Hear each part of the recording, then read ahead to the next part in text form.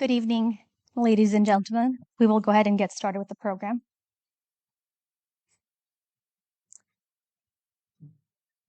I would like to welcome you all to the inaugural Central U.S. Commemoration of the Srebrenica Genocide. My name is Sabina Zolota, and I'm honored to be your host this evening as we commemorate the 29th anniversary of the Srebrenica Genocide.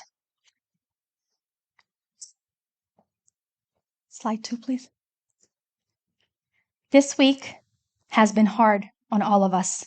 14 more bodies were found, exhumed, and identified and buried this week, 29 years after their death. I, too, was in Srebrenica. Then, just a 9-year-old girl, I saw and experienced horrific things that no child should ever experience.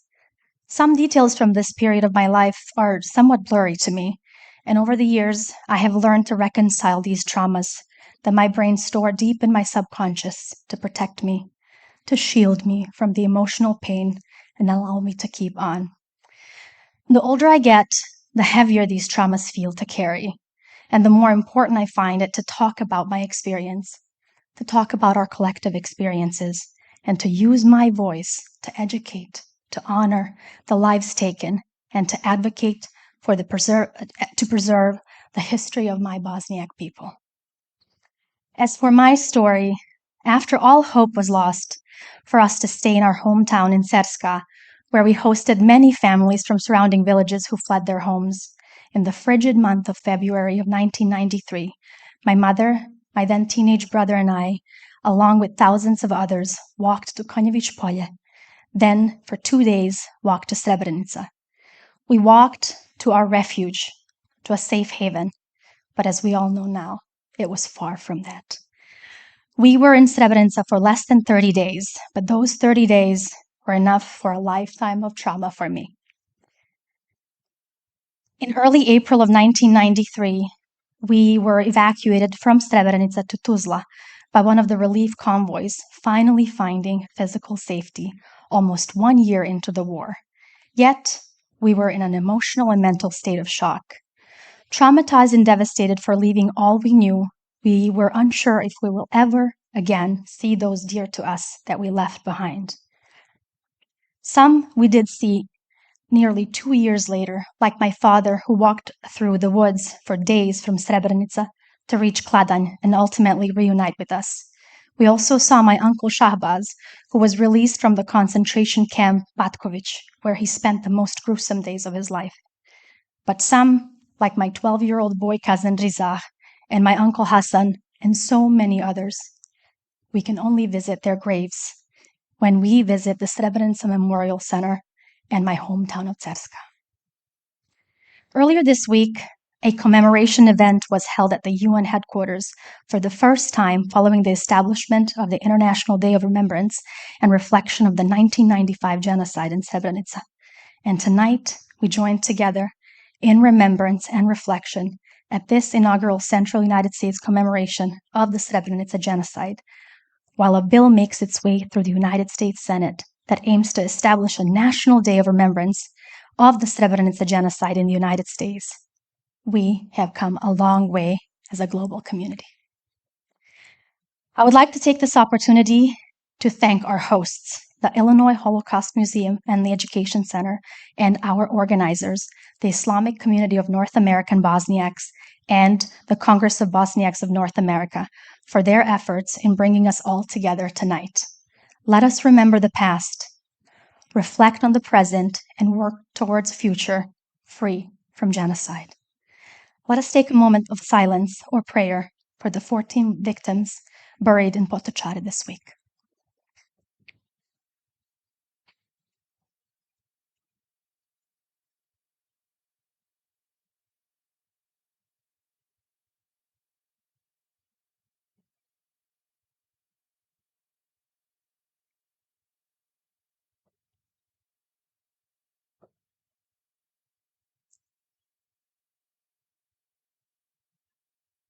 Thank you. You may be seated. And now, I would like to welcome Ms. Doris Lazarus to give the institutional welcome on behalf of the Illinois Holocaust Museum and Education Center. As a daughter of Holocaust survivor, Miss Lazarus has dedicated her career to Holocaust education and remembrance. She has been a docent at the Illinois Holocaust Museum for years and is also a speaker on the museum's Speakers Bureau. Additionally, Doris was actively involved with the creation of the United States Holocaust Museum, as well as the Illinois Holocaust Museum and Education Center. From 1994 to 98, Doris interviewed Holocaust survivors for USC Shoah Foundation, and their testimonies are preserved in the visual history archives. Doris, would you please join me on stage?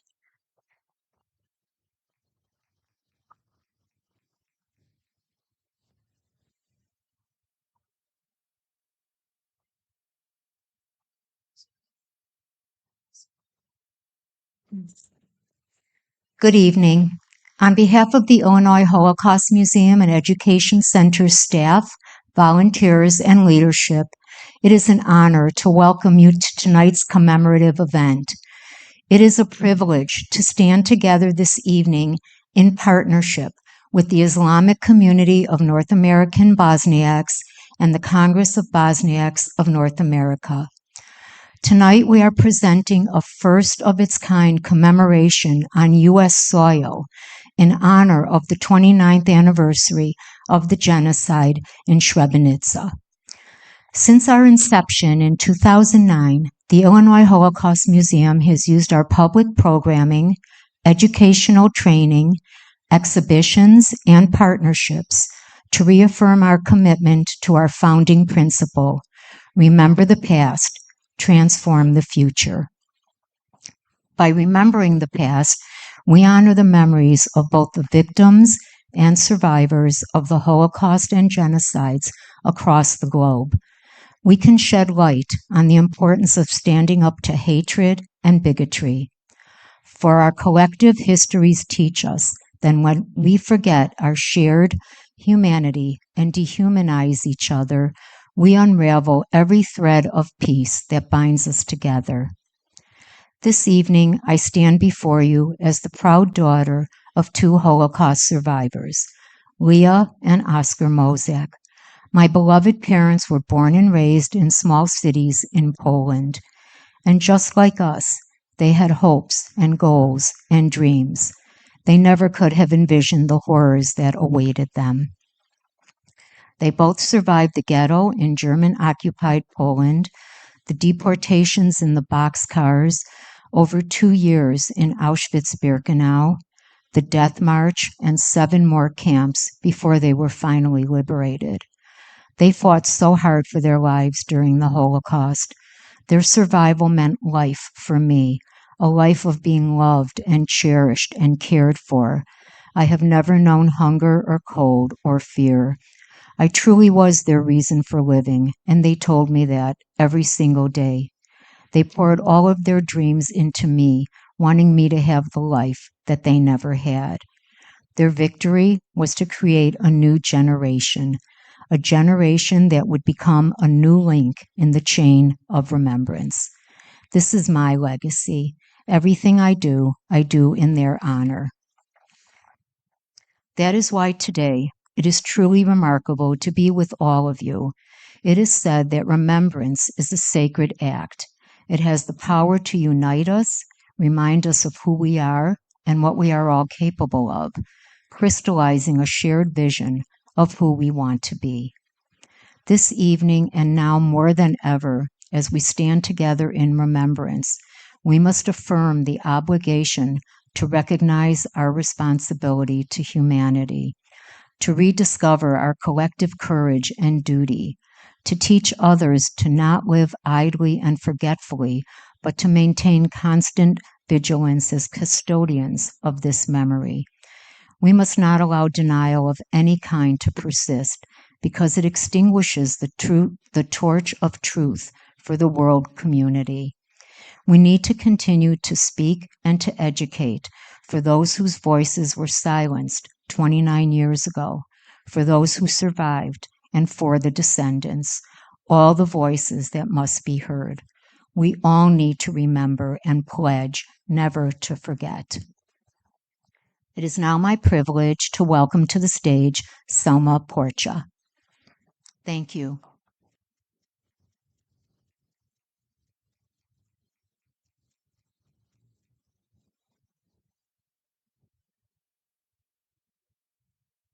I'm no Selma, but I'm Sabina. All right, so we'll go ahead and carry on with the program. Thank you, Ms. Lazarus, for your generous welcome. We are privileged to have many distinguished guests with us tonight, among them His Excellency Ambassador Sven Alkali, the Ambassador of Bosnia and Herzegovina to the United States. Ambassador Alkali is a distinguished diplomat with extensive experience in international relations, academia, and advisory roles. Currently, he serves as the ambassador to the United States and holds a non-resident ambassadorship to Mexico and Brazil. From 2019 to 2023, he was the permanent representative of Bosnia and Herzegovina to the United Nations in New York. His academic contributions include positions as an assistant professor at the University of Travnik and visiting professor at the Geneva School of Diplomacy and International Relations.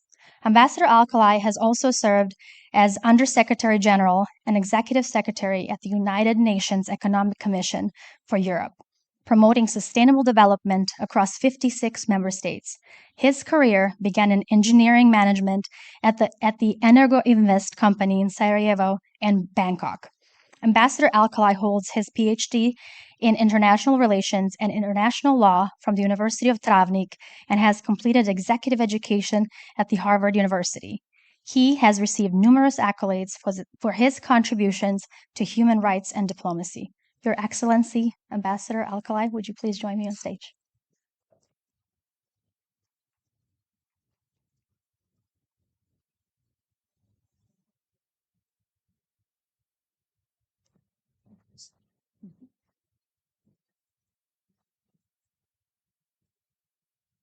Good evening,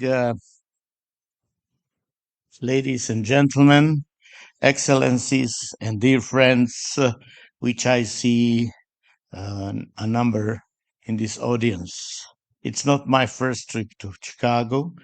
Many of you were there when in my previous assignment, I visited Chicago, and it's one of my dearest and communities that in the United States.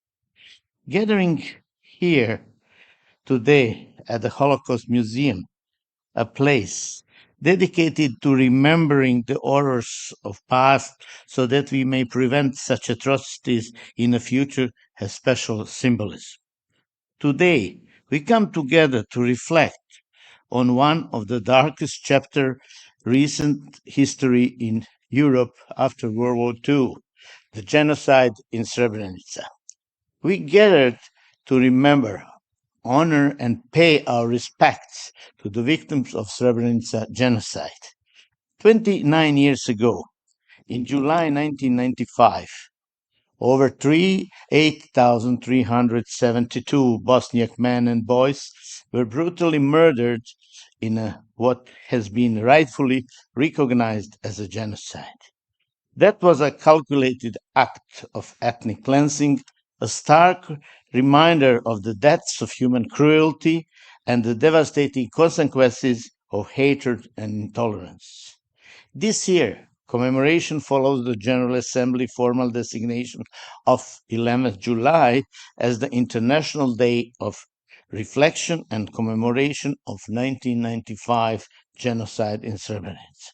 As we stand here, in the wake of recent adoption of the resolution in the United Nations General Assembly, we are reminded of the power of memory, the importance of justice, and the necessity of vigilance to prevent such atrocities in the future.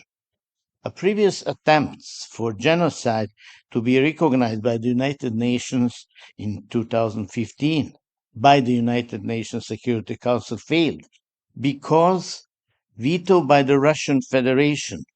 And looking back, now we can understand why Russia vetoed resolution on the genocide of Srebrenica. But we didn't stop.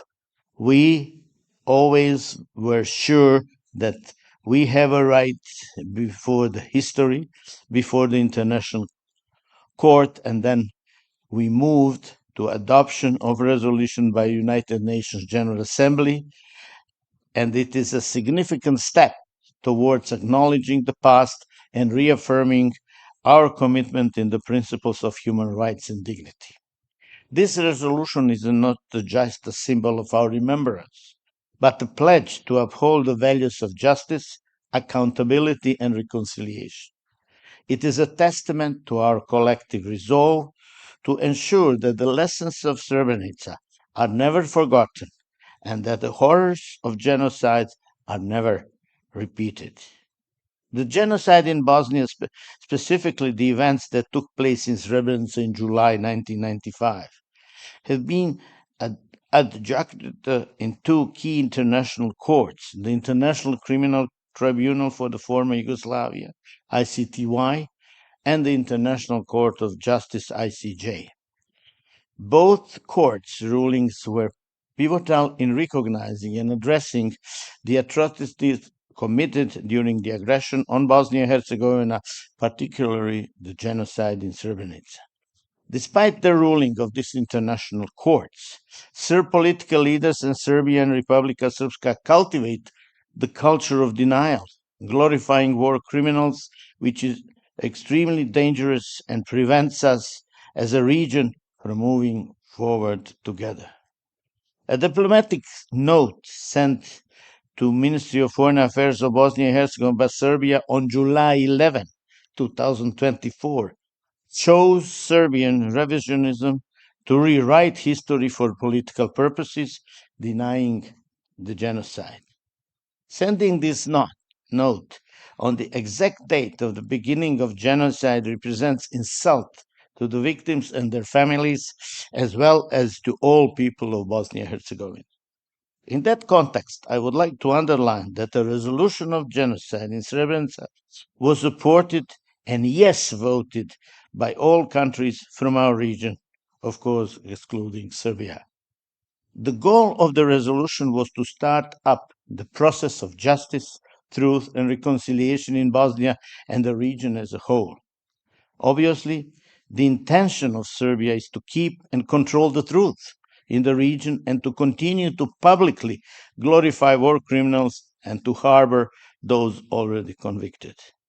In the resolution on genocide in Srebrenica, there is no mention of single nation, ethnicity, but only respect for victims brutally killed and at least a little solace for the families whose remains are still not found. The facts about the genocide that were adjudicated by the two international courts reaffirming the right of truth and justice for survivors and for humanity. As we reflect on these events of 29 years ago, we must also recognize the ongoing struggle for justice. Many perpetrators have been held accountable, but the pursuit of justice continues. It's imperative that we support the efforts of international and national courts, human rights organizations, and the survivors themselves to bring all those responsible to justice. This is not only a matter of legal obligation, but of moral duty. In honoring the victims of Srebrenica, we also reaffirm our commitment to combating hate speech, discrimination, and violence in all its forms. The seeds of genocide are sown in environments where intolerance and hatred are allowed to flourish. We must be vigilant in our efforts to promote peace, understanding, and respect the diversity in our communities and across the globe. Furthermore, the resolution reminds us that the importance of education and preventing future atrocities. We must ensure that future generations understand the causes and consequences of genocide and are equipped to recognize and resist the forces of hatred and division. Education is a powerful tool in building a more just and peaceful world. This resolution by United Nations General Assembly is also important as the UN failed to protect the people of Srebrenica, which they proclaimed as a safe zone. It was anything but safe zone. Therefore, this resolution stands in solidarity with survivors, but unfortunately cannot and will not bring closure to the families and loved ones. This 11th July, on the 29th anniversary of the genocide, brings another 14 remains which were buried on 11th July. Another 14 families will get at least partly closure. There are still more than 1,000 remains missing. Relatives of the victims can bury only partial remains of their loved ones, as they are typically scattered over different mass graves, sometimes kilometers apart, as the war criminals try to hide their crime. Today, as we remember the victims of Srebrenica, let us also honor the resilience of the survivors and determination of those who continue to fight for justice. Their courage is a beacon of hope and reminder that even in the darkest of times, the human spirit can endure and prevail. The Srebrenica genocide was not just an attack on a group of people. It was assault on humanity itself. Families were torn apart, futures were stolen, and entire communities were decimated.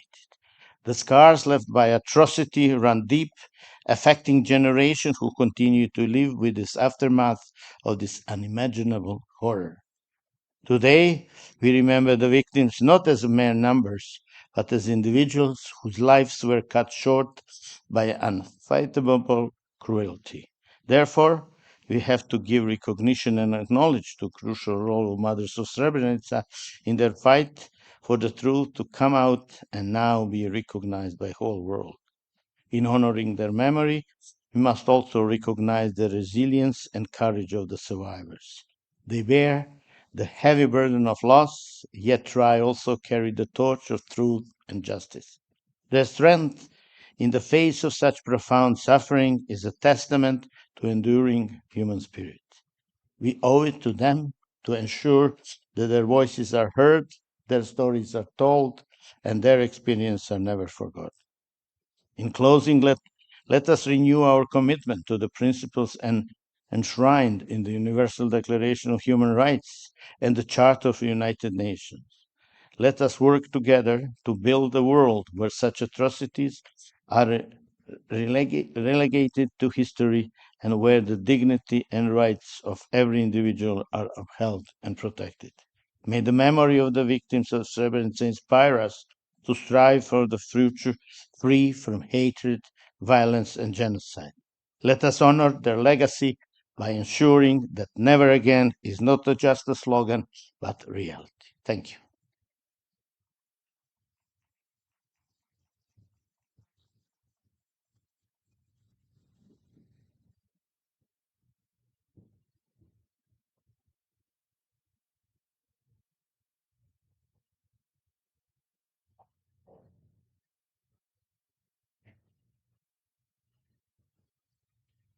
I just wanted to remind everybody that because of the solemn occasion, we will ask you to refrain from clapping, if that's okay with everybody. Thank you.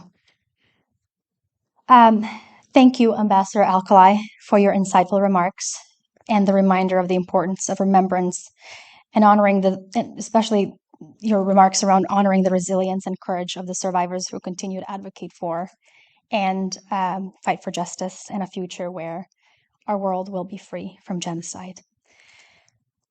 Tonight, also, we are honored to be joined by Illinois Senator Dick Durbin via a video message this evening. We are truly so grateful to Senator Durbin for his continued engagement with the Bosniak American community and his unwavering dedication to remembrance of the Srebrenica genocide. Let's please take a look at his video message. Hello, I'm Senator Dick Durbin. It's my honor to speak at the inaugural Central Commemoration of the Srebrenica Genocide. We are here today to do one important task: remember. Remember the lives of more than 8,000 Bosnian Muslims who were murdered in 1995. Our meeting could not be more timely. As former UN Secretary General Kofi Annan said, the tragedy of Srebrenica will forever haunt the history of the United Nations. This commemoration is important because reflecting on past atrocities is the only way to be aware that we can prevent future ones. Events like this one accomplish that goal. By helping to educate future generations on how and why genocides happen and empowering the stories of survivors and victims, you create a generation of humanitarian advocates who understand the consequences of doing nothing, because you do not need to be a member of Congress to have the power to stand up for what's right. Our world becomes stronger when we learn from the past, fight for human rights, and act to prevent mass atrocities. Thank you to the Congress of Bosniaks of North America, the Illinois Holocaust Museum and Education Center, and the Islamic community of North American Bosniaks for organizing this powerful day. You prove that out of the darkness of times, you can be the light that inspires resiliency, hope, and change.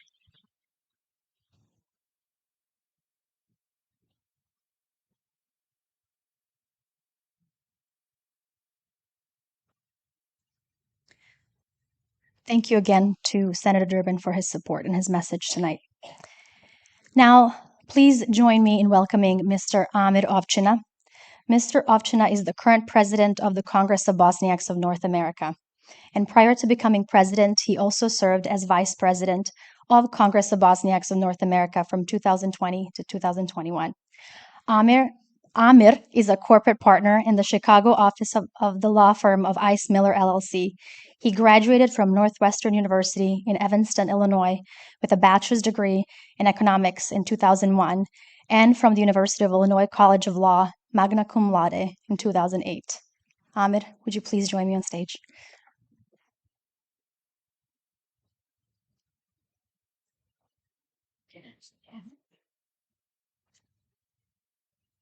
Thank you, Sabina. Ladies and gentlemen, esteemed guests, good evening. Today, we gather to commemorate the 29th anniversary of the genocide that occurred in Srebrenica. This solemn occasion not only serves as a poignant reminder of one of the darkest chapters in human history, but also highlights our unwavering commitment to educate future generations to prevent such atrocities. We must always remember the 8,372 innocent lives that were brutally taken in Srebrenica. Their memories should forever stand as a stark reminder of the devastating consequences of unchecked hatred and intolerance. Each name, each life echoes the urgent need for vigilance against such evil. One way to remember those victims and to honor them is by raising awareness of genocide through education, which serves as a beacon of hope and a shield against future atrocities.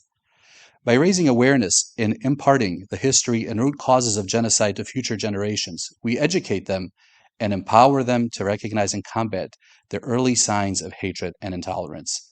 It is through awareness and education that we sow the seeds of peace and understanding. The horrors of Srebrenica underscore the critical importance of upholding human rights. We must tirelessly advocate for justice, equality, dignity, ensuring that the dark shadow of Srebrenica never occurs again. Denial and revisionism of genocide are harmful and dangerous. As such, we must actively counter these narratives with unwavering truth, ensuring that the facts are preserved, acknowledged, and respected globally, just as we recently witnessed with the passage of the United Nations resolutions to designate July 11th as an International Day of Reflection and Commemoration of the Genocide in Srebrenica. We extend our gratitude and thanks to all of those who worked on the UN resolution that passed, and as mentioned by Ambassador Alcalay, some of those people who worked on that resolution are here among us tonight. However, we must do more to remember the victims of Srebrenica genocide, and I'm proud to announce that the Congress of Bosniaks of North America has been working closely with our legislators in both chambers of Congress within both parties, as well as other partner organizations, NGOs, and institutions on advocating for the Srebrenica Genocide Remembrance Act of 2023. This is a piece of legislation, not just as a resolution, that not if, but when passed by Congress and signed into law by the President of the United States, will establish and designate July 11th in the United States as a National Day of Remembrance of the Srebrenica Genocide. In other words, this will become the law of the land in the United States. Just think about the impact that this will have on achieving our goals of educating future generations about genocide prevention, as well as ensuring that we never forget those 8,372 innocent lives that were ruthlessly taken 29 years ago. The Srebrenica Genocide Remembrance Act of 2023 passed the Senate Judiciary Committee and is awaiting a full vote on the Senate floor. As you can imagine, there is tremendous pressure by those who advocate and promote genocide denial and glorification of war criminals to ensure that this bill never makes it to a full vote on the Senate floor. However, we must stay vigilant and continue to work with our partners and advocate so that this bill is successfully enacted into law.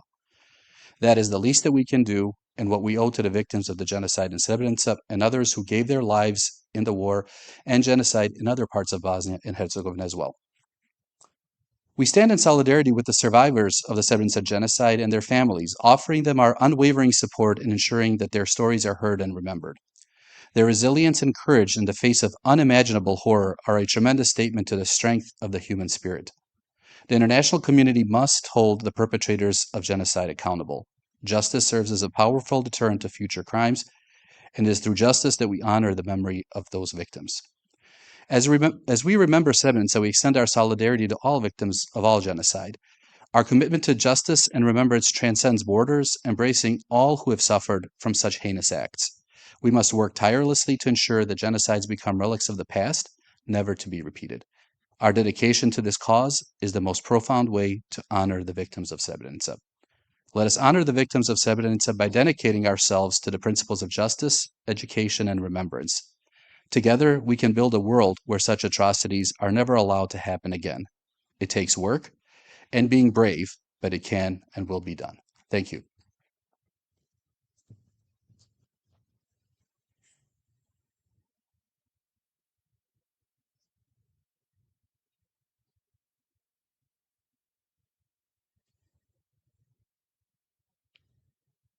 Thank you, Ahmed.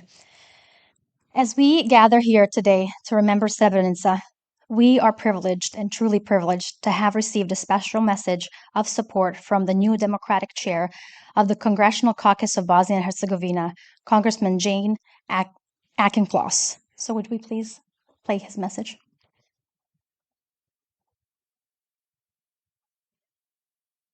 Hi, everyone. Congressman Jake Auchincloss here. I'm excited to be the new Democratic chair of the Congressional Caucus for Bosnia and Herzegovina. I regret that I can't be with you all in person today. Thank you to the Congress of Bosniaks of North America, the Illinois Holocaust Museum and Education Center, and the Islamic Community of North American Bosniaks for putting on this event. Currently, the Srebrenica Genocide Remembrance Act of 2023 is making its way through the United States Senate.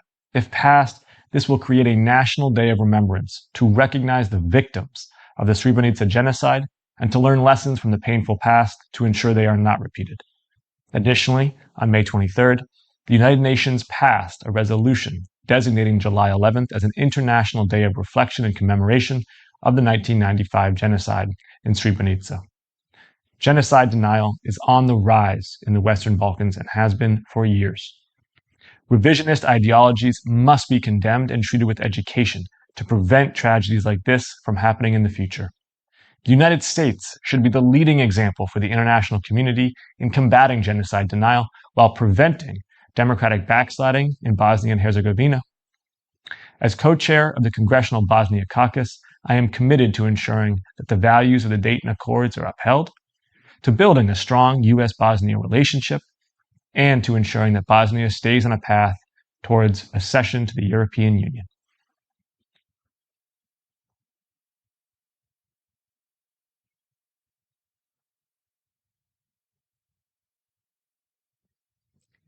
Thank you again to Congressman Jake Auchincloss for his support and his message. Our next speaker, Dr. Sabahuddin Ceman, is the president and mufti of the largest Bosniak American institution in North America and the Islamic community of North American Bosniaks. Dr. Sabahuddin Effendi Ceman was appointed to the position of Mufti of North America on April 28, 2018, by the Assembly of the Islamic Community in Bosnia and Herzegovina upon the proposal of Rais Ulema Dr. Hussein Effendi Kavazovic. Prior to this, he was appointed Chief Imam for North America in 2012 and previously served as General Secretary of the Islamic Community of Bosniaks in North America. Originally from Teshanj and born in Sanski Most, Dr. Ceman's father worked as an imam. In 1980, Dr. Ceman moved to Prijedor with his family, and in 1990, he started his service as an imam in Gornja Puharska until the war, when he was taken to a concentration camp with other Bosniaks. Dr. Ceman graduated from Gazi Husrev Beg Madrasa in 1989 and moved to the United States in 1993. He completed his higher education at the Graduate Theological Foundation in South Bend, Indiana, earning a bachelor degree of religious education in Islamic studies in 2009 and a master's of theology in Islamic studies in 2011, and a PhD in Islamic studies in 2017 with a dissertation titled Fiqh Issues of the Bosniak Community in the West. Dr. Cheman, would you please join me on stage?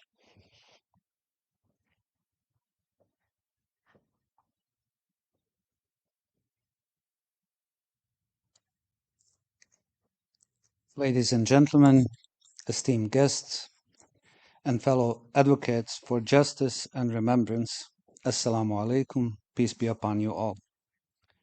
As it is already mentioned, today we stand together to honor the memory of the 8,372 innocent lives lost in the Srebrenica Genocide. This gathering is not only about remembering, but also reaffirming our commitment to justice, education, and peace, principles that are deeply rooted in Islamic faith. Islam teaches us the sanctity of human life. As a creation of God, regardless of our faith, race, color, or ethnicity, we are all part of humanity. The Quran says that taking one innocent life is as if taking the lives of all humanity, and saving one life is as saving the lives of all humanity. This profound teaching reminds us of our duty to protect and honor every life. And today, we remember those who were denied this fundamental right in Srebrenica. Their memory serves as a reminder of the consequences of hatred and intolerance. Education is also a cornerstone of Islamic teachings. The Prophet Muhammad, peace be upon him, emphasized the importance of seeking knowledge by saying, "The ink of the scholar is more sacred than the blood of the martyr." By educating future generations about the history of causes of genocides, we empower them to recognize and combat the early signs of mass violence. It is through knowledge and understanding that we can build a more just and peaceful world. Justice and equality are central in Islamic principle. The Quran commands us to stand firm for justice, even if it is against ourselves or against our loved ones. This unwavering commitment requires us to advocate for the rights and dignity of every individual. The tragedy of Srebrenica underscores the necessity of upholding these principles to prevent future atrocities. Islam also teaches the importance of truth and honesty. The Quran urges us to bear witness to the truth, even if it is against our own interests. In the face of genocide denial, we must stand firm in preserving and acknowledging the facts. Truth is our strongest defense against the distortion of history and a crucial element in our pursuit of justice. Supporting survivors and their families is a testament to the compassion that Islam encourages. The resilience of the Srebrenica survivors is a testament to the human spirit's strength and faith. We must continue to offer them our support, ensuring their stories are heard and remembered. Institutions like the Illinois Holocaust Museum play a vital role in educating the public and preserving the memory of genocides. They are pillars of historical record and learning, ensuring that the lessons of the past are not forgotten, but used to build a better future. As Muslims, we support these efforts and recognize their importance in our collective pursuit of justice and remembrance for everyone, everywhere.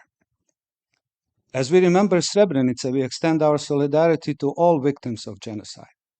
Our commitment to justice and remembrance transcends borders, embracing all who have suffered from such heinous acts.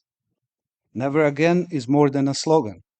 It is a powerful call to action that resonates deeply with our faith's teachings. We must work continuously to ensure that genocides become relics of the past, never to be repeated. Let us honor the victims of Srebrenica by dedicating ourselves to justice, education, and remembrance. Together we can envision and build a world where such atrocities are not only remembered, but never allowed to happen again. Thank you.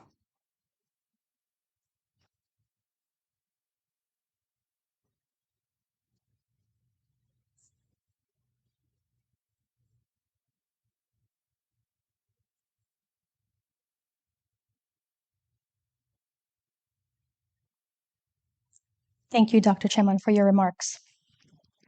Our next speaker sends his message of support all the way from Scotland. We are grateful to Mr. Robert McNeil, Ambassador of Remembering Srebrenica, for his tireless efforts to ensure Srebrenica is never forgotten. Mr. McNeil is the author of Grave Faces, which chronicles his experiences as a forensic technician gathering evidence of war crimes, crimes against humanity, and genocide in Bosnia and Kosovo from 1996 to 2002. During the most extensive international forensic investigation in history conducted by the United Nations, Mr. McNeil never stopped educating and talking about what he witnessed. Thank you, Mr. McNeil, for remembering Srebrenica. We can play his video, please. Good afternoon. I'm honoured to address this important inaugural commemoration on behalf of Remembering Srebrenica, and I'm grateful to Srema Portia, the Executive Director of the Congress of Bosniaks of North America, for inviting me to deliver this message. Since Vladimir Putin's latest aggressive and illegal war in Ukraine began in 2022 and continues today, I've been dismayed to hear senior politicians here in the United Kingdom refer to this terrible conflict as being the first in Europe since the Second World War. Hearing these words must be so offensive and hurtful to the families of the many thousands of Bosniaks whose loved ones were murdered in the 1990s by Bosnian Serb soldiers and paramilitary soldiers and thrown into mass graves. Their bodies then disinterred and desecrated before being dumped into secondary graves in an attempt to conceal their crimes. And to the thousands of women who the Serbs violently raped as a cheap weapon of war, and to the survivors who suffered and continue to suffer from the cruelty of their tormentors simply because of their religion. It also undermines the work carried out by dozens of forensic experts, like myself, from 32 countries worldwide, who volunteered to travel to Bosnia to provide forensic evidence for the International Criminal Tribunal for the former Yugoslavia and support the vital work of the International Commission on Missing Persons in their mission to find and identify victims' bodies. This insensitivity and ignorance encourages those who seek to deny that war crimes, crimes against humanity, and genocide happened in Bosnia and Herzegovina. It is therefore imperative that events like this one bring some reassurance to those who suffered during what was the first genocide in Europe since the Holocaust, that they are not forgotten. And also, I hope that this is the first of many more events like this one that will occur throughout the world in the future. Thank you.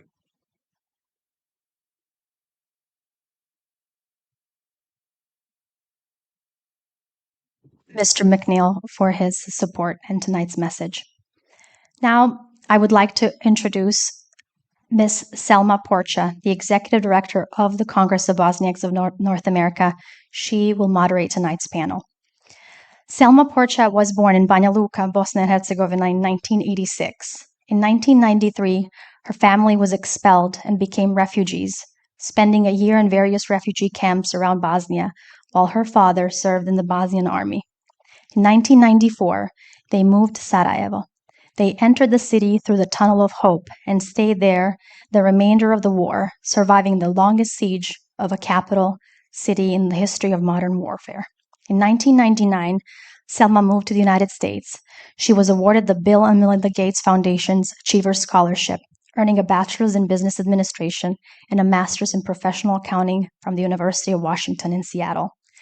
Srema worked for PwC and Deloitte for 11 years, focusing on global tax compliance and process improvement for multinational companies. Selma served and continues to serve on the boards of several nonprofit organizations. In April 2022, Selma was named the first executive director of the Congress of Bosniaks of North America. Since then, she has successfully executed several large-scale national projects, expanded Congress of Bosniaks of North America's network in Washington, D.C., strengthened community engagement, and regularly travels to D.C. to advocate for our Bosniak American community. Selma, would you please join me on stage?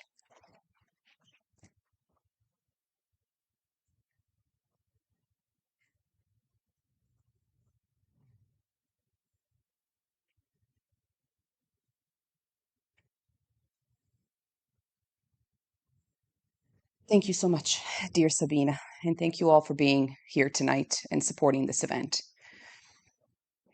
Thank you for being here to remember, to reflect, and to help us pave the way for a future free from genocide. It is my honor and privilege to be moderating this important panel.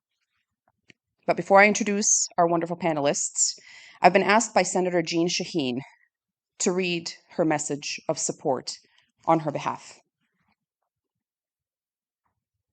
Dear friends, I'm sorry I cannot be with you in person as you commemorate the 29th anniversary of the Srebrenica Genocide. This is a time for deep reflection as we remember the victims of the genocide and their families and recommit to working toward a peaceful, inclusive future for the people of Bosnia and Herzegovina. I'm proud that for decades, there has been a dedicated bipartisan group of lawmakers committed to advocating democracy and stability in Bosnia and Herzegovina and the Western Balkans. In 2015, my colleague Senator Wicker and I had the opportunity to travel to Srebrenica to commemorate the 20th anniversary of the genocide. Almost a decade later, at the end of 2023, I had the opportunity to visit Srebrenica again, meeting with the mothers of Srebrenica and accompanied by remembrance activists from my home state of New Hampshire and across the United States, was a solemn reminder of the responsibility the U.S. Senate has to recognize the more than 8,000 Bosniaks who lost their lives in 1995. Remembrance is not a passive act. It is a choice, every day, to stand up and tell the truth about what happened in Srebrenica and condemn any attempts to deny or rewrite history. To pay tribute to the thousands who lost their lives 29 years ago and to uplift the families who for 29 years have had empty chairs at their tables. I am honored to lead the Srebrenica Genocide Remembrance Act in the Senate to establish a National Day of Remembrance. In the United States and around the world, we must never forget what happened. As we remember the atrocities of the past, we must work at securing a more peaceful and inclusive future. Earlier this week, our nation's capital hosted leaders from around the world for the 2024 NATO Summit to discuss how to ensure our collective security for the next generation. I firmly believe that a core component of peace in Europe should be increased investment from the U.S. and our allies in Bosnia and Herzegovina's future to ensure its full integration with the Euro-Atlantic community, a group of countries bonded by our shared values of democracy, the rule of law, and human rights. I look forward to continuing to partner with all of you to commemorate the Srebrenica genocide and to build a more peaceful future. Thank you to the Congress of Bosniaks of North America, the Illinois Holocaust Museum Education Center, and the Islamic Community of North American Bosniaks for your efforts in support of this critical mission. We are so grateful to Senator Shaheen for engaging with the Bosniak American community, for visiting the Srebrenica Memorial Center, and for speaking with the mothers of Srebrenica, as well as leading this bipartisan bill in the Senate that aims to establish Srebrenica Remembrance Day in the United States. I would now like to invite our panelists to join me as I announce them. Our first panelist is Mufti Dr. Nejad Grabus. Dr. Nejad Grabus was born in 1968. He graduated from Gazi Husrev Beg Madrasa in 1987 and later from the Wood Processing High School in Travnik in 1990. He earned his degree from the Faculty of Islamic Sciences in Sarajevo in 1994, his master's in Akida in 2001, and his PhD in 2008. Alongside his postgraduate studies at the Faculty of Islamic Sciences, he also completed exams in philosophy at the University of Sarajevo from 1995 to 1999. Dr. Grabus, you can go ahead and have a seat at the second chair, and I will continue reading as you comfortably wait. From November 94 to March of 96, Dr. Grabus worked in the religious educational service of the Islamic community in Bosnia. He taught at the Faculty of Islamic Sciences in Sarajevo from 96 to 2006. In 2006, he was appointed Mufti of Ljubljana and President of the Islamic community in Slovenia, serving until 2021. Since September 15th of 2021, he has been the Mufti of Sarajevo. Dr. Grabus served as an assistant and lecturer in Akida from 96 to 2002 and was promoted to associate professor in 2009 and full professor in 2021 at the University of Sarajevo. He has participated in study stays in Norway, Egypt, Saudi Arabia, and Arizona, the United States. He contributed to Radio Bosnia and Herzegovina from 94 to 2004, TV Sarajevo from 99 to 2005. He was the director of the Averos Cultural and Educational Institute in Ljubljana from 2008 to 2012, and again from April 2020. He is a member of various editorial boards and religious councils, including the European Council of Religious Leaders and the World Organization Religion for Peace, and co-chairs the Muslim Jewish Council of Religious Leaders in Vienna. Thank you, Dr. Grabus, for being with us today. Our next panelist is Ms. Almasa Salihovic. She is a child survivor of the Srebrenica Genocide, during which she lost her older brother.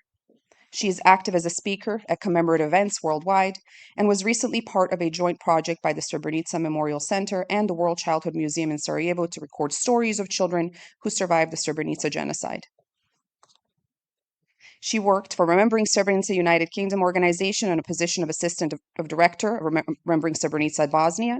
She's a teacher by profession. She lives and works in Srebrenica. Currently, she is a public relations officer at the Srebrenica Memorial Center, and she just recently spoke in front of the UN at the first commemoration following the passage of the UN resolution for Srebrenica.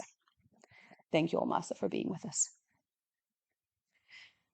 Last but not least, we have Mr. Nihad Brankovic, who is the Government Relations Coordinator for the International Commission on Missing Persons in the Western Balkans.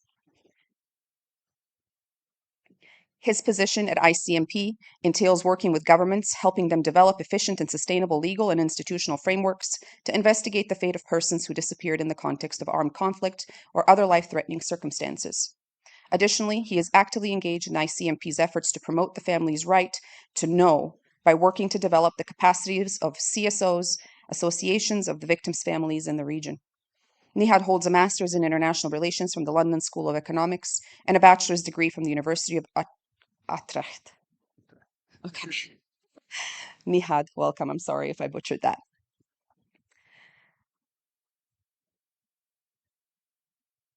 Can we do a mic check? Testing. Can you guys hear me? Perfect.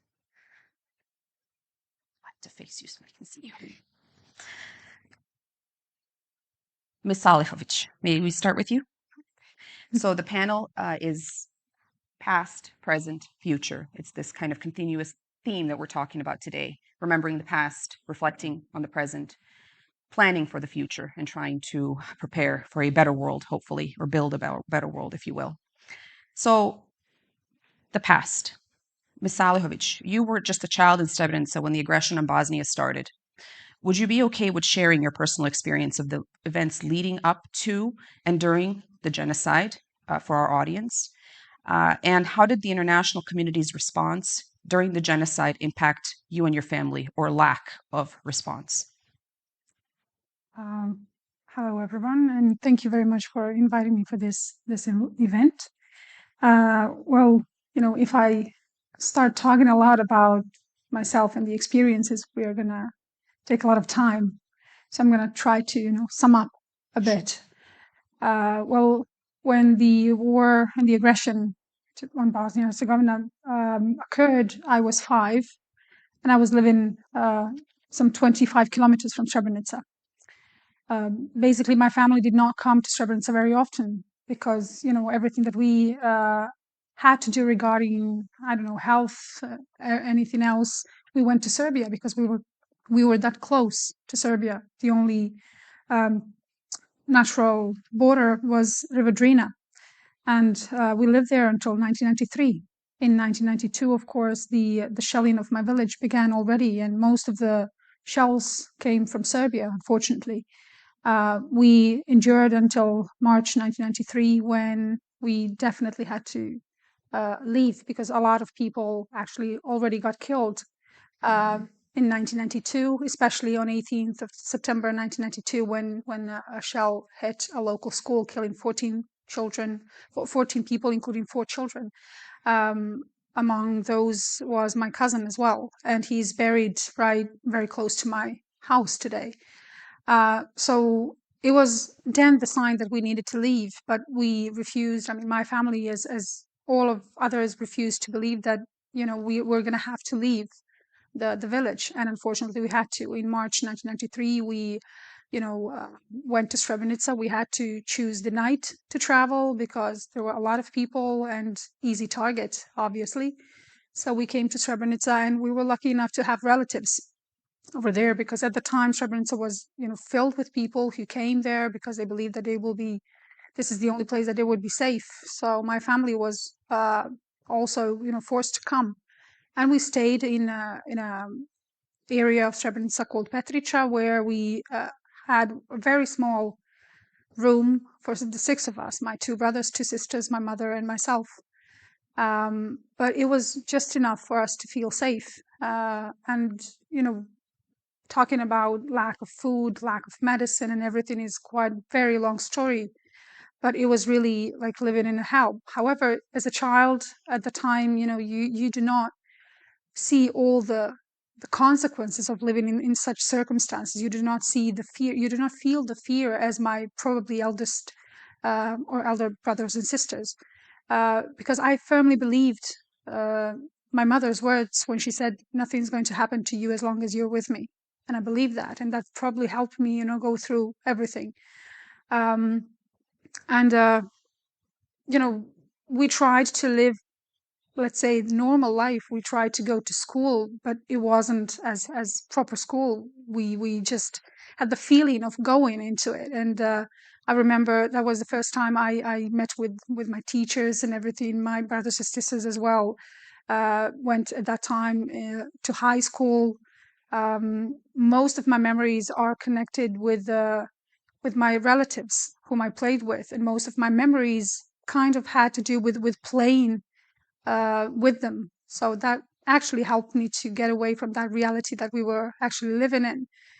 However, you know, you cannot escape the reality, and reality came on 11th of July, when my family, like all of the people in Srebrenica, especially in that region of Petrica, which was basically, you know, the first thing that Ratko Mladic and his soldiers would enter and see. So we just started running, and my uncle, who was a teacher, he just said, "Go to Potocari, and, you know, you have nothing to do here." And he chose another way. He chose through the woods. Unfortunately, he did not make it. However, the same destiny awaited my other uncle, who decided to go to Potocari because he said, "I would be safe there." Unfortunately, he was also separated the same day as my brother, and from the same place as my brother. We first came to this smaller base called the Bravo compound at the entrance to the town. Not many soldiers were there, of course, but there were a lot of vehicles, a lot of trucks by the Dutch battalion, and we tried to climb on one of those because people just in panic started climbing on those trucks, and they were, you know, all over the truck basically. We failed, but my eldest brother and sister, they managed to, in a way, just jump on, and they went ahead of us. The rest of us, my other brother and sister, and my mother, we came by foot, and, you know, I was holding my mother's rope because she didn't have, her hands weren't free to hold, because she had like as we call it, the balloon of water in one hand, and another, you know, some rags that she had. So we failed to enter inside the at that time former battery factory. We tried to find my brother and sister, Fatima and Abdullah, but we failed. We couldn't find them. It was too much crowd, too many people. It was, you know, like a scene from hell. Like everybody was there waiting for something. Nobody knew what to do. And And the next thing you know, when you see are the Serb soldiers, the soldiers of, at that time, Republika Srpska, entering among the people.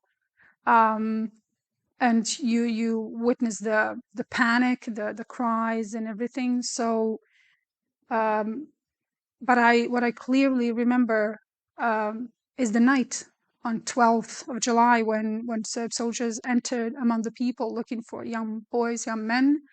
And I remember an old lady trying to hide her son underneath herself, covered by blankets that she had, because she was so scared that they will take him away. And I clearly remember she was right next to us, because everybody was right next to each other under the blue sky. And I remember her panic look even today, while the Serb soldiers were walking among us. But most of the people that they took never returned, unfortunately.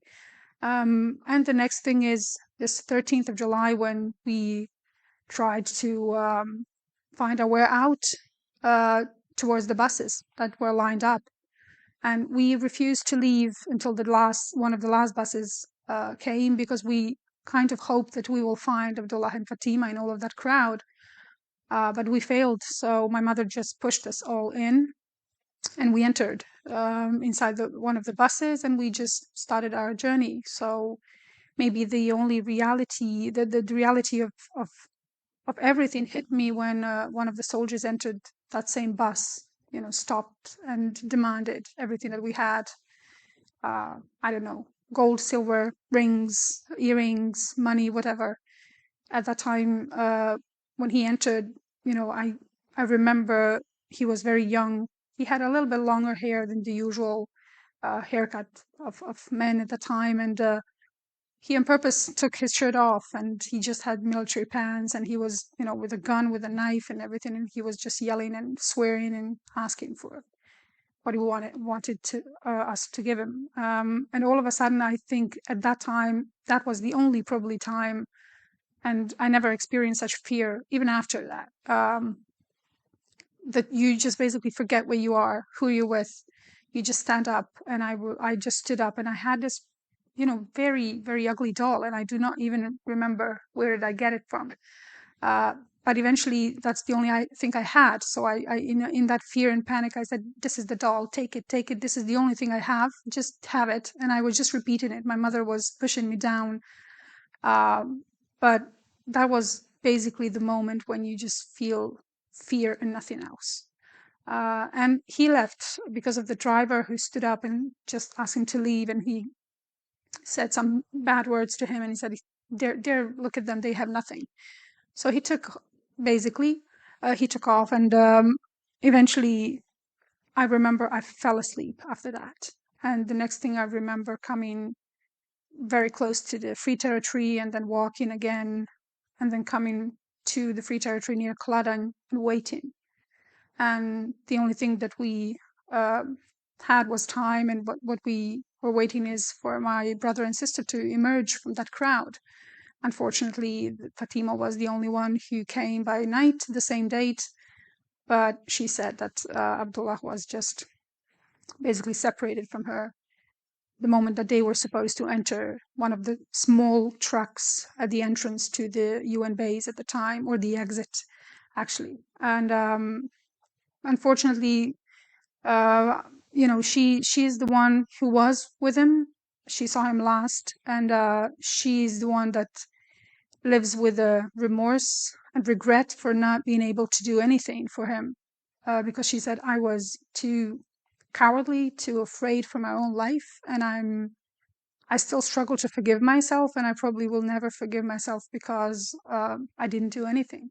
I didn't yell, I didn't scream, I didn't try to stop them, but basically that was it." And unfortunately, most of the men, if not all of them, and boys older than 15 from that battery factory actually ended up in the White House, as we call it, across the road of the Memorial Center, and days after, they were all executed, along with my brother, whose remains the ICMP, of course, and the Institute for Missing Persons identified in 2008, incomplete body remains, of course, like most of the victims of genocide. share the same faith of being buried incomplete in the cemetery of the Memorial Center, and the rest is just struggle to process everything and to continue living, and of course fighting for what is left. And what we need to fight for is the truth and sharing the truth and our stories.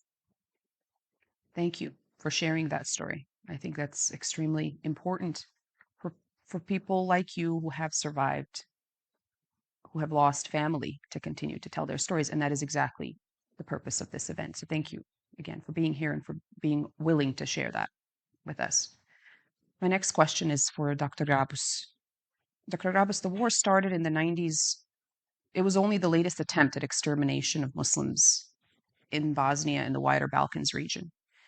As you know well, the Muslim community, and especially its leaders and imams, have faced persecution in the Balkans for centuries.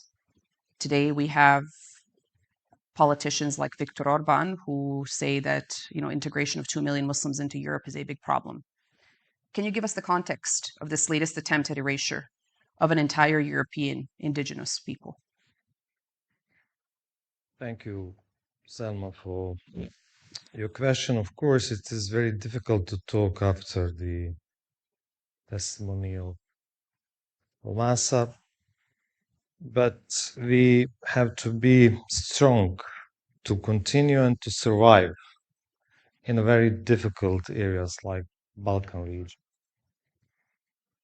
At the beginning, I would like to express our gratitude for organizing this event, and I also want to pass regards and salams from our Grand Mufti, Dr. Hussein Kawazovic, to our colleague Mufti Sabahuddin, to Selma, and of course to everybody who decided to be with us this evening. And it is very also important to organize this commemoration with our friends and colleagues from Holocaust Museum of Illinois. We have been living for centuries together with our Jewish fellow friends. And we have very similar destiny in the European context. And because of that, I do believe that it's very important to understand the concept of salam and shalom in our, not only in our region in Europe, but also in the western part of the world. When we speak about the Muslims and Bosniaks in the context of the former Yugoslavia, and especially during the late 70s or 80s of the 20th century, we are aware that the process of the solution of former Yugoslavia has started after the death of the former president of Yugoslavia, Tito. In that period, many Muslims and many Bosniaks, of course, they didn't have opportunity to be part of the governing bodies in different contexts. From my experience, and of course, not only theoretically, but practically also, I had many different discussions with, for example, former president of Slovenia, Mr. Kučan, or Mr. Pahor, and many others, especially from Slovenian side, who were very aware what's happening in former Yugoslavia in that period, and the problem of the political party in the context, I'm talking about the former communistic regime in former Yugoslavia, especially in Bosnia and Herzegovina, we are not ready to understand that the nationalism in former Yugoslavia was in a rising period during the especially period of the late 80s of the 20th century. In that context, of course, when the discussion about the recognition of Bosnia and Herzegovina as independent state started, many people in Bosnia and Herzegovina were very happy to understand and to support that idea. But we didn't have so many friends and allies in different parts of the world to understand then the war in Bosnia can destroy the whole society as such. So through diplomatic channels from Yugoslavia, especially represented through the Serbian diplomacy and many others, they use opportunity also to portray the Muslims through the different channels as some kind of a threat for the European continent.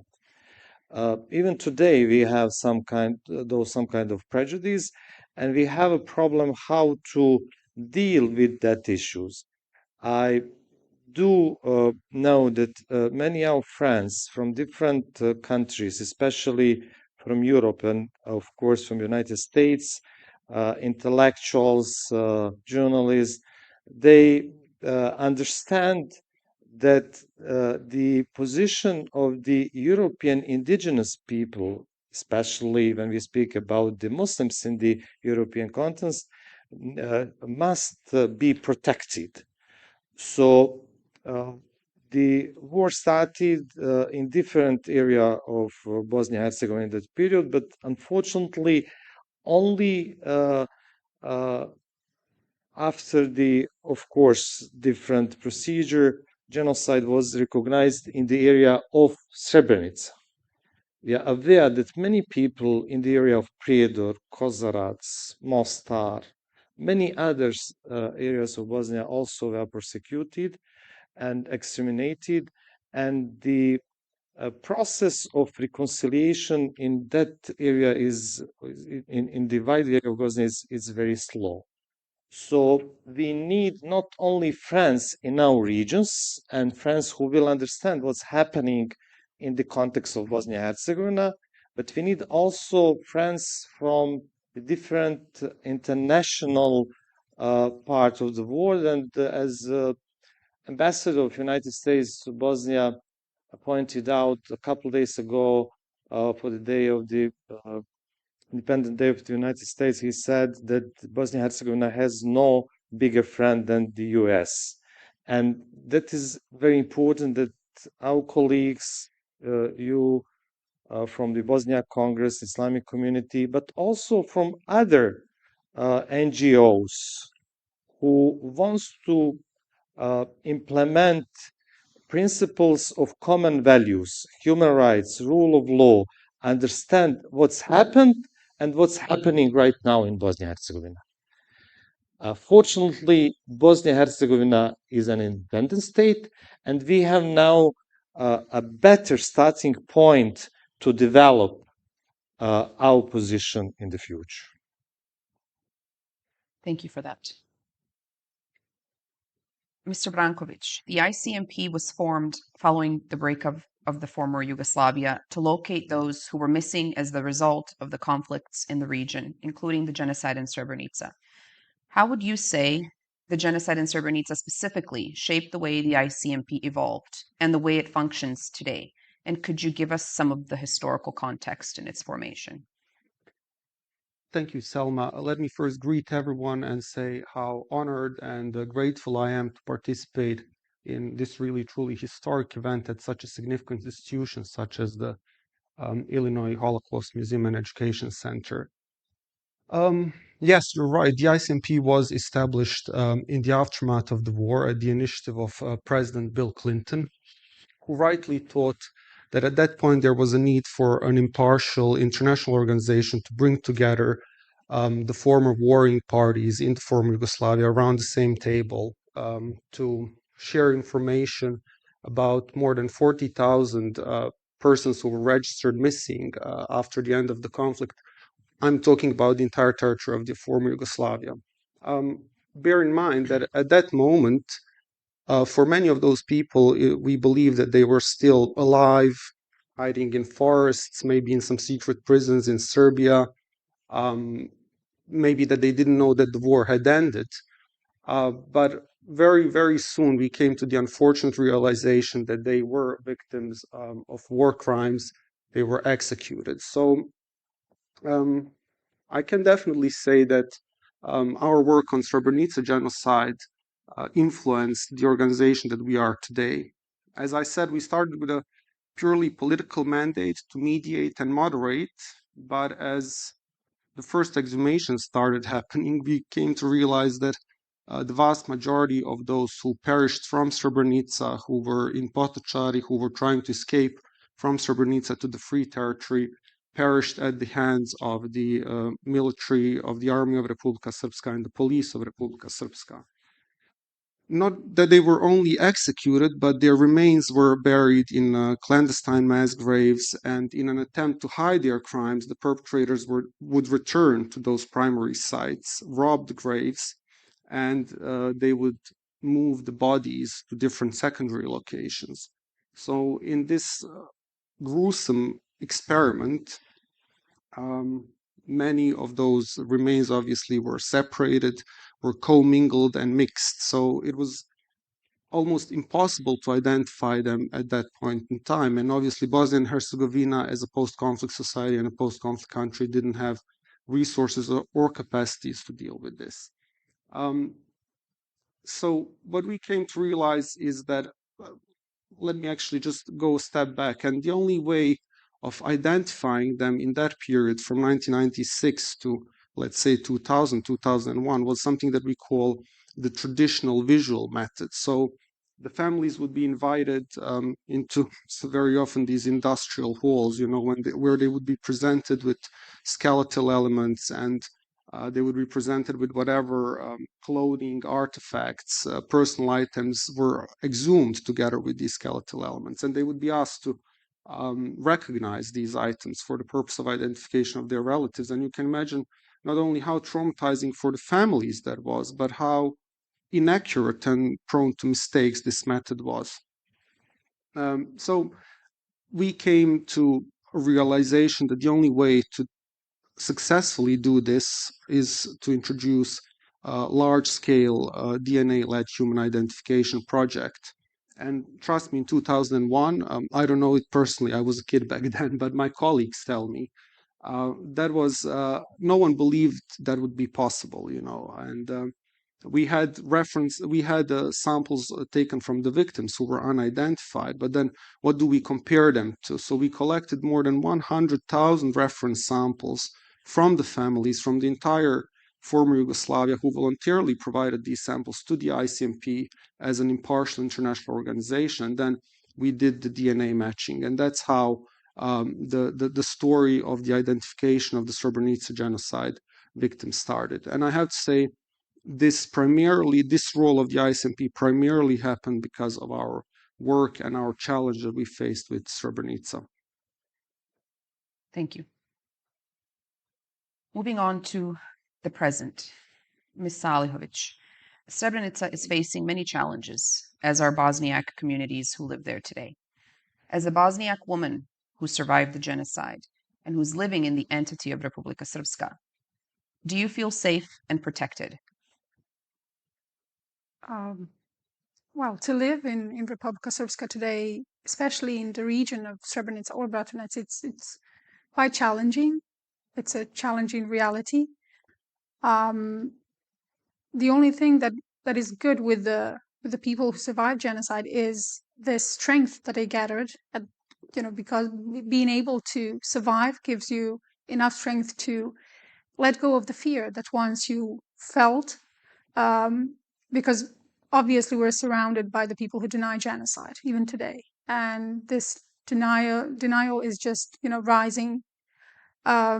Even with the UN resolution, it's rising. And okay, I can say for myself that I'm not afraid, that I feel safe, that but reality is quite different, because when you're surrounded by the people who represent the town, like today's mayor who is, denying genocide in Srebrenica, you cannot feel completely safe because you do not know what might emerge from that. When you have a society that freely denies genocide, that they freely walk or live around you, and they're not being punished for publicly denying genocide. When you're surrounded with the people whose organization publicly promote, war criminals, or wishing them happy birthdays every now and then on the public places in the town themselves, and they're doing that proudly, then basically you cannot feel safe because you're fighting for something that you consider truth, that is very important to share, that is very important to persuade basically still people what happened in Srebrenica and who committed genocide in Srebrenica. And when you're doing so, you never know whether the local police is going to interrogate you for this or that reason, for calling you somebody who is promoting hatred or violence, or that you're basically a danger to security or whatever not. So one thing is that you do not feel afraid, but the reality is quite different when you are in such an atmosphere, when the political situation is such that it's creating tensions and that people are really easily, to be pushed in some sort of violence, or that they're basically following this politics and local politicians, but also the politicians on higher levels in entity of Republika Srpska. So it's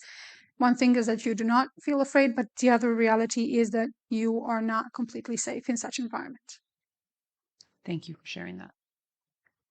Dr. Grabus, what initiatives are currently in place to promote interfaith dialogue and unity in the religious communities in Bosnia? And what has been your greatest challenge? How do you foresee that the religious communities can overcome this challenge? Yeah, definitely there are so many challenges. We speak very similar languages, but definitely we do not understand each other in many ways. But we have started the initiatives through the Islamic community immediately after the war to establish the Interreligious Council of Bosnia and Herzegovina. And as you know, there is a difference between understanding of position of religious communities in the European context and the context of the United States. In the European context, religious communities, they have really big role in different parts of the societies. And they are very often cooperate with different institutions, and they have also positions in the governmental issues in different parts of Europe. And because of that, in Bosnia and Herzegovina, we rely on different religious communities: Islamic community, Catholic Church, Orthodox Serbian Church, and Jewish community. In our Interreligious Council, we have all of them, unfortunately, representatives of the Serbian Orthodox Church.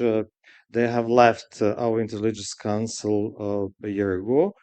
We do hope that they will understand that it's very important to continue to be a member of our Interreligious Council, in spite of that we do not agree about different issues, because dialogue as such doesn't mean that we agree about all different issues. That is one of the problems. The other one, it's also a problem: how do we really understand, how do we define the interreligious dialogue or interfaith dialogue? For example, immediately after the war, we have a very long discussions about the most important issues. From Islamic community, we do understand that the question of truth and justice and those principles are very important for understanding of the life. For example, from the Christian perspective, especially from our colleagues from the Catholic side, they do express and wanted to speak about the forgiveness and reconciliation. And through that process, we actually have learned how to understand different theological perspectives. We have many different levels. For example, in European context, we do speak about the freedom of expression, freedom of beliefs.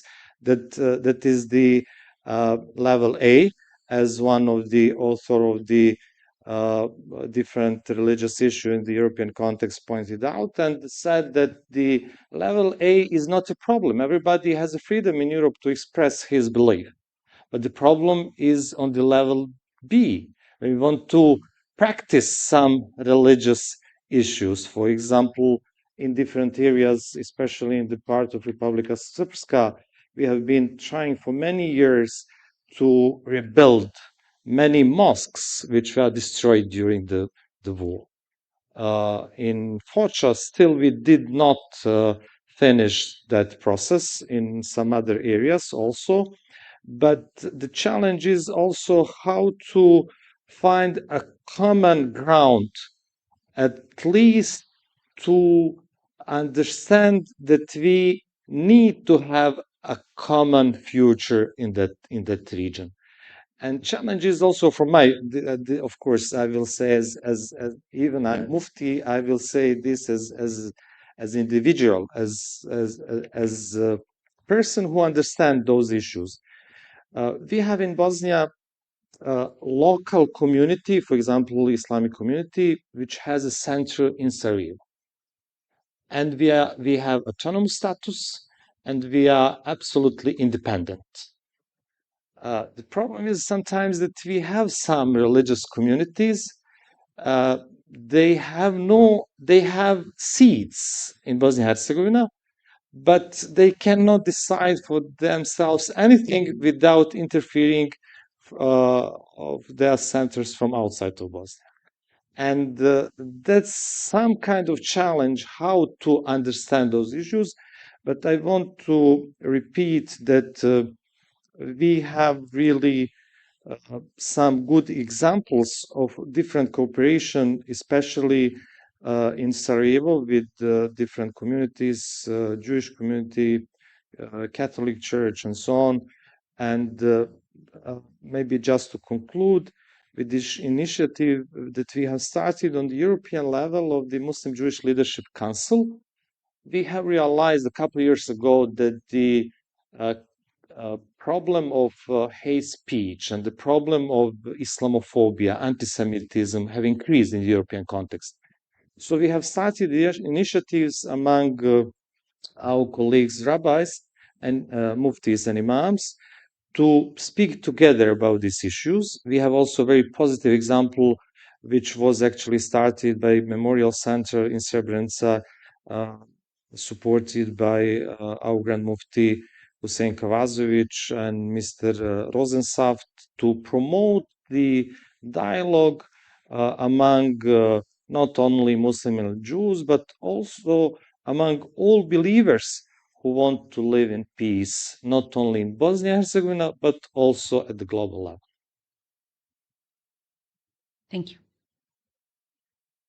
Mr. Brankovic, the ICMP was founded in Sarajevo, as we had discussed earlier.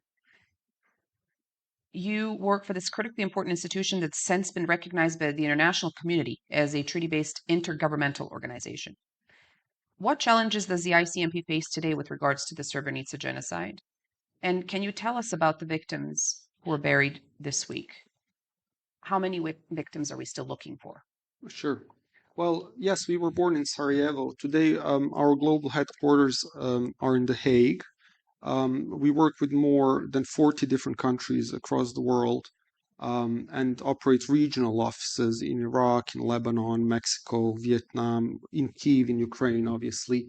And our focus and mandate still remains assisting the governments in developing effective legislative and institutional frameworks to address the issue of large-scale disappearances, in addition, obviously, to our existing technical assistance capacities in forensics and DNA-led identification. For 30 years now, the effort to locate, recover, and identify those missing from the Srebrenica genocide has been rightfully so called the greatest forensic puzzle of all times.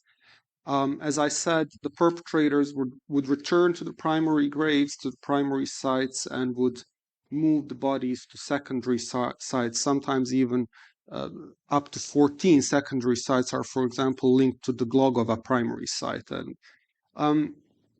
so, as I said, in this gruesome endeavor, the remains were commingled and mixed. And I can just tell you now that in this period, up until today, remains of the Srebrenica victims were discovered in 444 sites, including 95 mass graves and 349 surface sites. In this process, more than 17,000 individual skeletal elements or smaller sets of skeletal elements were recovered. As of 11 July this year, 7,019 genocide victims have been identified using the DNA method. And bear in mind, 99% of those who went missing in genocide and who were accounted for were identified using DNA. That is incredibly important to keep in mind when we talk about all this genocide denial, historical revisionism that we're facing with now.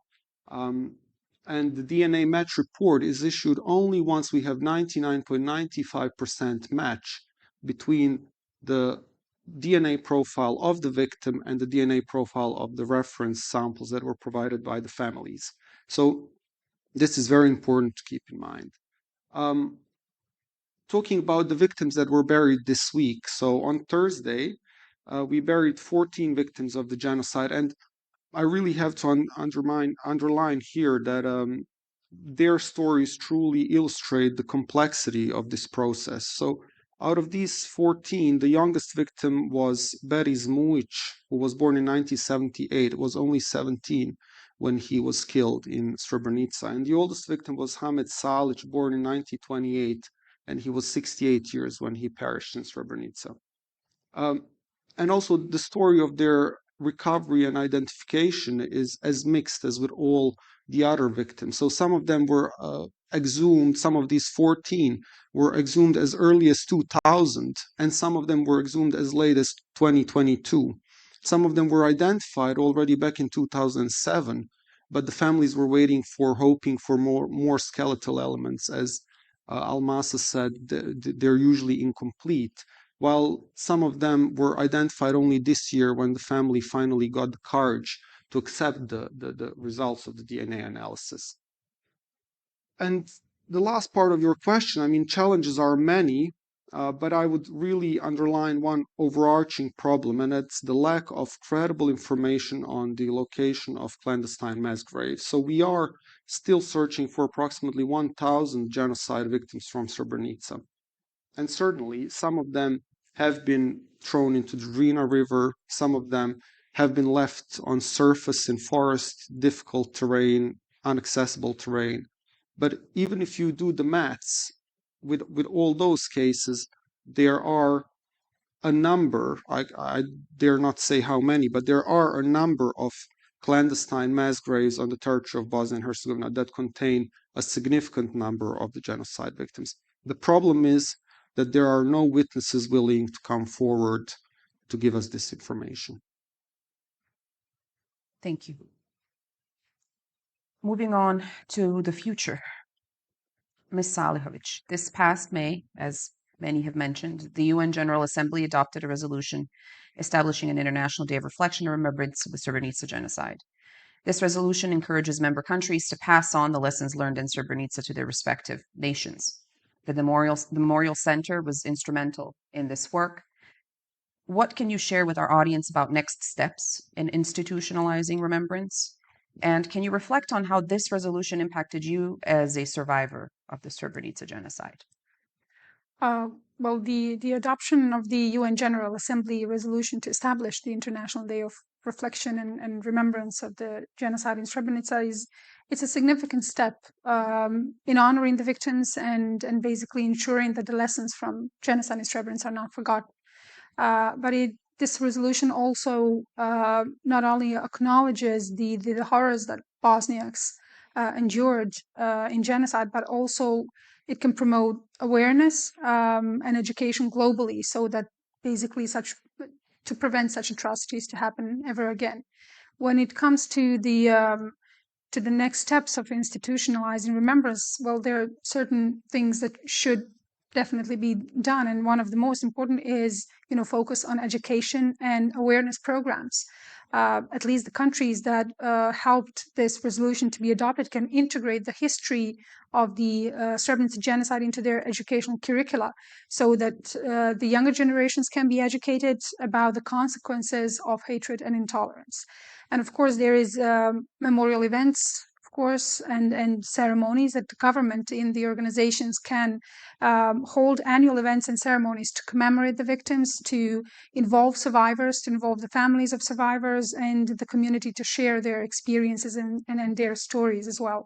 One of the most important, of course, is the collaboration with the memorials, and in this case, the collaboration with the Memorial Center, the Srebrenica Memorial Center, which is the only institution whose mission is to protect the truth about the genocide in Srebrenica and to keep the victims and the memory of the victims are alive. So the continued support and collaboration with institutions like this, like Srebrenica Memorial Center, can help preserve the memory and the history of the genocide through exhibitions, through documentations, as well as survivor testimony, something that we have been working for years now. And the things that are really the most important are the survivor testimony. So in a way, survivors should always be involved in such events. Of course, there are also legislative measures where enacting laws and policies that recognize the genocide and ensure the proper commemoration, as well as supporting initiatives that fight denial and revisionism. When it comes to the personal reflection on the UN resolution, well, it's a mix of emotions. Basically, for me, this is the formal recognition of and the establishment of International Day of Reflection and Remembrance. It's a sense of validation and acknowledgement of what Bosniak people, my people, actually went through in the genocide. But it also brings a measure of I don't know, maybe solace, knowing that the international community finally recognized the importance of remembrance and the importance of learning from this dark chapter of genocide in Srebrenica. However, this resolution, of course, cannot bring the total healing, because the scars will always remain and the burden will always be there. But eventually, it provides a platform for the survivors to be heard, for their voices to be acknowledged, and their experiences, of course, to be acknowledged and respected. It is, the recognition can also serve as catalyst for personal and collective healing, as it reinforces the commitment to never again, basically should stand for never again. Thank you. Dr. Graus, as a faith leader deeply connected to the history and community affected by the Srebrenica genocide, how do you balance the imperative to remember and honor the victims of such a profound atrocity with the need to foster reconciliation and to build a peaceful future in a region still grappling with ethnic and religious tensions? Yeah, we have to admit that it's very difficult to continue some kind of the reconciliation in process in Bosnia-Herzegovina and wider Balkan region. We need to acknowledge and to accept what was happened during the period of 1992-1996 in Bosnia-Herzegovina. And of course, Bosniaks do believe that common future is an imperative for all of us. But to create a society or to have a social cohesion there, we need to do more. Especially, we need to improve our education system and to try find a way how to actually follow the values and standards in different parts of Bosnia-Herzegovina concerning the human rights issues, the rule of law, and the process of adopting the others. And when we speak about those issues, of course, we need to underline that our religion has a very positive view about the life. And I'm not talking now about the difference about the optimism and pessimism, but as believers, we need or must to have a hope. We cannot survive without that. And in different programs, we can follow that we have so talented young generation and students who are capable to balance, of course, with those issues, but also to be very proud with their identities.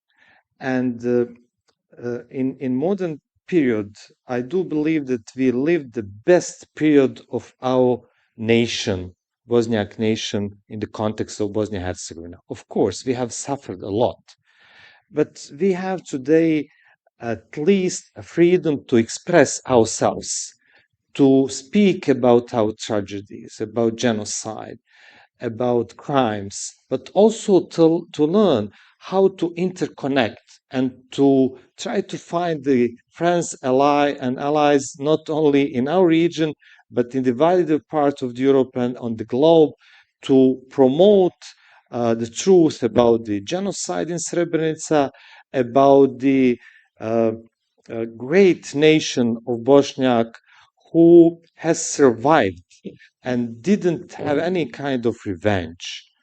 And the brave of the people, especially from Srebrenica, and the people from different parts of Bosnia and Herzegovina who have went through a very difficult experience and period of their lives, we can learn how they are so brave to speak about their tragedies, but not to offend anyone. And Almasa is of an example how she can express herself, but you will never hear from her any kind of hatred or to accuse all nations from our region for what's happened in Srebrenica. We need to understand that, and definitely we as the Bosniaks, I do believe, have a very bright future, and we will do our part. We will learn from you, but you also need to know that Europe is not like this is like an America, because in Europe always you have different challenges, not only in the context of the war of Ukraine, but we have also the problem of increase of different nationalistic ideas in different parts of the European context. And that is the reason why we need to be together and to learn also from your experience and try to implement some of those ideas in our context. But the most important issue, we have no any fear for our future there. We will continue our struggle for democratical society in Bosnia and Herzegovina, and also to implement democratical values in the wider context of our state there, inshallah. Thank you, Dr. Gauss. Mr. Brankovic, how do you envision the research of genocide evolving, particularly concerning what you learned in Srebrenica? And does the ICMP do any work in regards to historical revisionism or denialism regarding Srebrenica, especially because your work deals strictly with facts and science? Well, you know, in the immediate aftermath of the war, there were some who argued that documenting the crime or identifying the victims would undermine efforts to restore peace and reconciliation. Today, there are even more of those who actively deny genocide or who say, you know, we shouldn't be talking or thinking about the past. But beware, investigating the genocide, investigating the crime, finding and identifying the victims is not dealing with the past. It's an investment in a peaceful and prosperous future. So the key to result that we achieved together with the domestic institutions in Bosnia and the ICTY was the approach that relied on the rule of law and judicial investigation. So at the beginnings, there were these critics that I mentioned who were also saying, you know, collecting evidence, employing judicial approach would deter perpetrators from sharing the information about location of mass graves. And indeed, for many families, this first initial phase is the priority. They just want to find the remains, and they want to get the identity of their missing relatives, of their missing loved ones. But trust me, the next day they would come to us, they would come to the ICTY, they would come to the prosecutor saying, well, someone killed my son. I want to know who did it. So that's why the rule of law approach, the judicial investigation, is crucial, because the search for the missing is not just a search, it needs to be a proper investigation. So each mass grave in this process has been treated as crime scene, has been documented, evidence has been gathered, collected, and presented at the courts internationally and in Bosnia and Herzegovina. So documenting genocide, using evidence in judicial proceeding, and in indicting perpetrators is the only way to actually fight impunity and prevent genocide from happening again. A purely humanitarian approach, searching for the remains, is noble, but does little for justice, really. And justice is key to peace, and peace is key to reconciliation. So that is how I would sum up our work in the past, but with a strong message for the future, which needs to be applied in other theaters, in other areas of the world. Thank you. We are running a little bit behind. So on this last question, if you guys want to just provide a couple of sentences in closure. So we're gathered here in the second largest Holocaust museum in the United States to talk about Srebrenica. And it's critical that we continue to partner with institutions like the Illinois Holocaust Museum that focus on genocide education and curriculum development, because that's the next step in everything that we are doing. As we move forward as a global community focused on education, what message would you like to convey to the international community and future generations about the significance of Srebrenica and the importance of our collective responsibility to never forget? A couple of sentences in closure. Sure, same order. Well, my message to the international community and the future generations is remember the victims. Because the lives lost in Srebrenica were not just numbers. They were fathers, they were sons, they were brothers, uncles, friends. So it's an essential thing to honor the memory by ensuring that their stories are told, that the survivors tell their stories on their behalf. Each victim's life had value, and their loss has left indelible mark on their families and the community of Bosniaks altogether in Podrinje region, especially in Srebrenica. However, education is something that is the most powerful weapon, and that is the second, probably, my message is that education as most powerful weapon against intolerance and ignorance, and this is what we're fighting, especially in Bosnia and Herzegovina, in the region. By integrating the history of Srebrenica into global educational curricula, we can teach the future generations about the dangers of hatred, about the bigotry, and unchecked power. Our knowledge is the foundation for building a more talented and just world. So integrating Srebrenica into basically world curricula is the most important at this point, of course, because Srebrenica is a stark reminder of the consequences when the international community fails to act decisively against crimes against humanity. So we can strengthen our global solidarity to prevent such atrocities in the future, ensuring that this phrase, actually never again, is more than just a slogan, but a reality. Thank you. Dr. Gabs. From the point of the ethical monotheism, victims are winners, criminals are losers, and the international community need to help the survivors.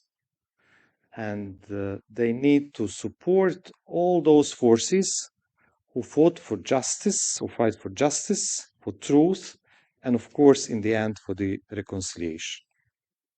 Thank you. Well said. I'll also be brief. I think education is key, because I believe that even those who on a daily basis deny genocide or even insult victims, in their hearts know they are in the wrong. That's why our battle is for the minds, especially the minds of the young people. Because for every one genocide denier, there's 1,000 of us who speak the truth.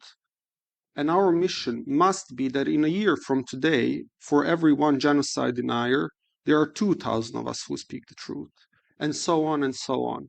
so that at some point there are so many of us and so few of them that they're not worthy of mention anymore. Thank you. I think that's a very powerful message to end on. I want to thank our panelists one more time. This was very educational. I think that's been the common thread here. I appreciate you being here. Thank you Thank you for all you do.